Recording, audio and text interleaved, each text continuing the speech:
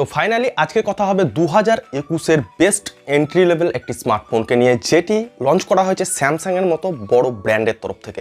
অর্থাৎ আমি কথা বলছি স্যামসাং গ্যালাক্সি M01-এর সাকসেসর M02 এই স্মার্টফোনটিকে নিয়ে। বন্ধুরা, আজকে এই স্মার্টফোনটির আনবক্সিং হবে এই চ্যানেলে। ফোনটির কী স্পেসিফিকেশান রয়েছে এবং যে প্রাইস পয়েন্টে ফোনটি লঞ্চ হয়েছে সেই প্রাইস পয়েন্টে কি এটি আদৌ একটি বেস্ট এন্ট্রি লেভেল স্মার্টফোন, সব কিছু বিস্তারিত আলোচনা করার আগে আমি সৈকত টেক প্রজেক্ট চ্যানেল আপনাদের সকলকে স্বাগত জানাই। ভিডিও ভালো লাগলে লাইক করবেন, শেয়ার করবেন, চ্যানেলটি সাবস্ক্রাইব করে অবশ্যই পাশে থাকবেন, কারণ আপনার উপস্থিতি আমার এই চ্যানেলের জন্য অত্যন্ত প্রয়োজনীয়।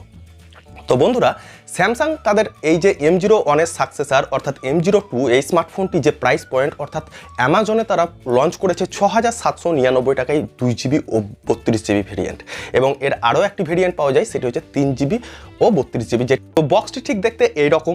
বক্সের পেছনে রয়েছে স্পেসিফিকেশান মেনশন করা, যেখানে আপনি পেয়ে যাবেন একটি 6.5 ইঞ্চির বড় ডিসপ্লে, পেয়ে যাবেন দুটো ক্যামেরা ও 5000 mAh ব্যাটারি। এই তিনটে জিনিস হচ্ছে ফোনটির কিন্তু বিশেষত। তো আমরা বক্স ওপেন করব, বক্সে কি রয়েছে সব কিছু বিস্তারিতভাবে দেখব। তো চলুন দেখি বক্স ওপেন করি। বক্স ওপেন করার সাথে সাথে আপনি প্রথমেই যেটি পাবেন সেটি হচ্ছে আরও একটি ছোট্ট বক্স, এবং সেই ছোট্ট বক্সে রয়েছে একটি সিম ইজেক্টর পিন, যার মাধ্যমে আপনি আপনার ডেডিকেটেড সিম স্লটটি খুলতে পারবেন। রয়েছে ফোনটিতে কিছু ডকুমেন্টেশন, বাট এখানে কিন্তু কোনো কভার দেওয়া হয়নি, অর্থাৎ ফোনের প্রোটেকশনের জন্য আপনাকে কিন্তু এক্সট্রাভাবে কভার কিনে নিতে হবে। তো ফোনটি সম্পর্কে বিস্তারিত আলোচনা করার আগে আমরা বক্সে আর কি কন্টেন্ট পাচ্ছি সেগুলি দেখে নিই। তো বক্সে আপনি আরও পেয়ে যাবেন একটি চার্জার অর্থাৎ ট্রাভেল অ্যাডাপ্টার পেয়ে যাবেন। প্রাইস পয়েন্ট অনুযায়ী বেশ সুন্দর একটি ট্রাভেল অ্যাডাপ্টার দেওয়া হয়েছে, এর বিল্ড কোয়ালিটি অত্যন্ত সুন্দর, এবং দেওয়া হয়েছে একটি ডাটা কেবিল, যদিও এখানে USB টাইপ সি নেই, টাইপ বি ডাটা কেবিল রয়েছে। তো এবার কথা বলবো বন্ধুরা ফোনের ডিজাইনকে নিয়ে। তো ফোনের ডিজাইনকে নিয়ে যদি কথা বলি, তো বেশ প্রিমিয়াম লাগে, বেশ এক্সপেন্সিভ ডিজাইন এখানে দেওয়া হয়েছে। পেছনে প্লাস্টিক বডি রয়েছে, হ্যাঁ, তবে সেখানে লাইন দেওয়া হয়েছে, যে লাইনগুলো বেশ কিন্তু প্রিমিয়াম লাগে। ঠিক M01 করেও আমরা এই ধরনের প্যাটার্ন দেখেছি। কোয়ালিটি দারুণ, কারণ এই প্রাইস পয়েন্ট অনুযায়ী বেশ ভালোই কোয়ালিটি বলা যায়। এখানে বড় ডিসপ্লে রয়েছে আপনার পেছন সাইডে দুটি ক্যামেরা সেটআপ, সঙ্গে LED ফ্ল্যাশ লাইট, এবং নিচের দিকে স্যামসাংয়ের লোগো। তো ওভারঅল দেখতে কিন্তু বেশ ভালো লাগছে। আপনার মতামত কি অবশ্যই কমেন্টে জানাবেন।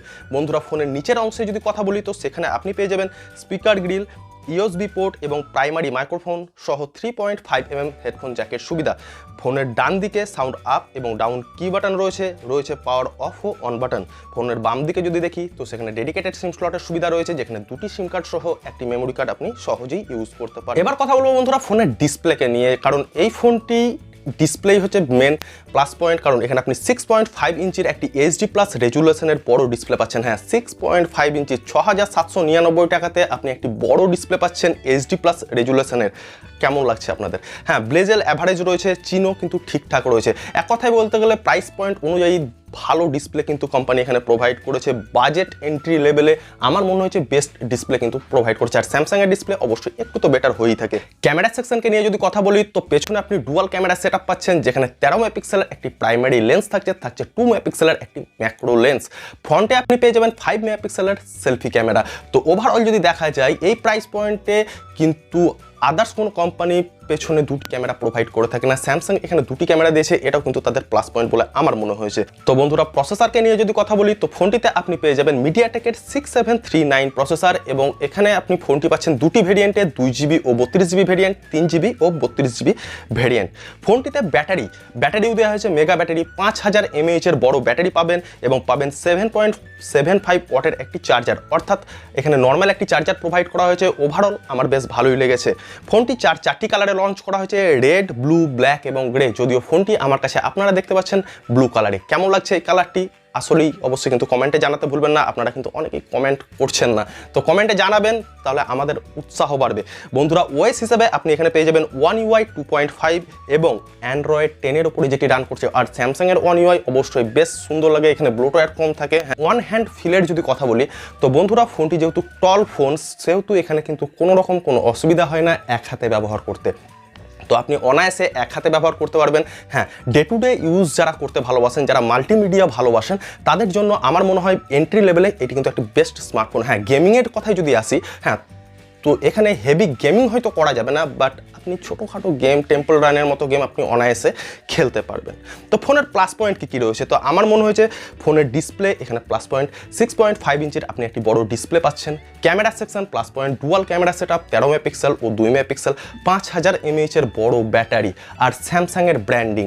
এক কথায় বলতে গেলে অল্প দামে আপনি একটা ব্র্যান্ডের তরফ থেকে এত কিছু পাচ্ছেন। তো আমার মনে হয় M02 বেশ একটি ভালো স্মার্টফোন, এবং আশা করা যায় 2021-এ অর্থাৎ এই স্মার্টফোনটি কিন্তু ব্যাপকভাবে কিন্তু বাজার করবে। তো যাদের বাজেট 6 থেকে 7,000 টাকা বা ওই 7,500 টাকার কাছাকাছি, যারা মনে করছেন এন্ট্রি লেভেলে একটি মাল্টিমিডিয়া সেট কিনবেন, তাদের আমি সাজেস্ট করবো M02 অবশ্যই ভালো একটি স্মার্টফোন। এবং আপনাদের পরিবার স্বজন যারা কিনতে চায়, অবশ্যই তাদের সাথে এই ভিডিওটি শেয়ার করবেন। ভিডিও ভালো লাগলে লাইক করবেন, চ্যানেলটি সাবস্ক্রাইব করে পাশে থাকবেন। দেখা হবে আবারও কোনো নতুন ভিডিওতে। আশা করি ভালো আছেন, সুস্থ আছেন এবং ভালোর দলে আছেন।